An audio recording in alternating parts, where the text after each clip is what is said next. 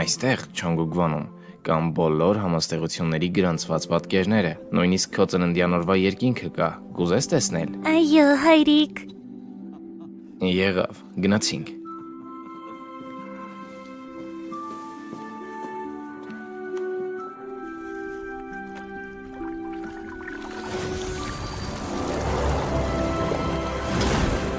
Ահա այն։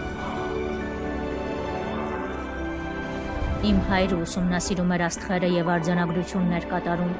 քանի որ նա Չոնգուգվոնի համաստեղության մոգն էր։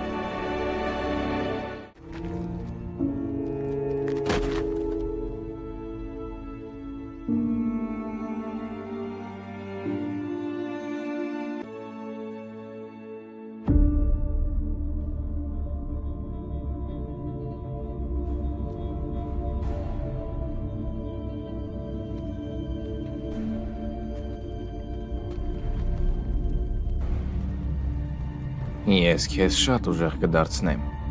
Կգաս ինձ հետ։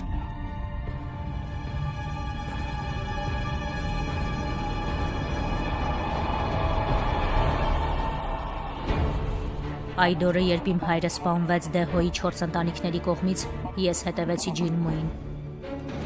Ինձ մեծացրել են Տանյանգոգի խուլ եւ հեռավոր հովիտներում, ասես կտրված լինեի աշխարհից։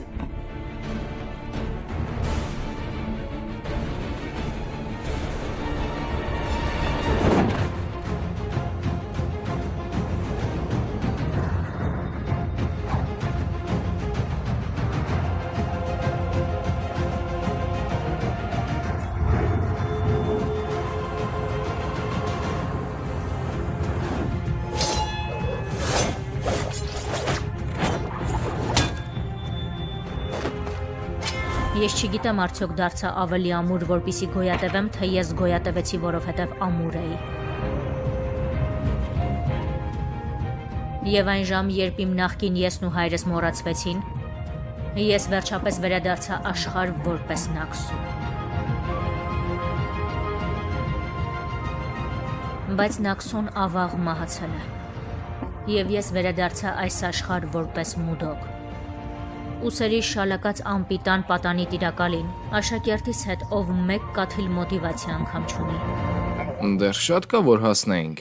Այս թևնոցը շատ ծանր է, ուսուցիչ, ձեր աշակերտը հյուծված է։ Վերջ, էլ այսպես չեմ կարող։ Եթե չես նկատում, ամբողջ իրերն իմ ուսին են։ Ես քո տիրակալն եմ, իսկ դու իմ աղախինը։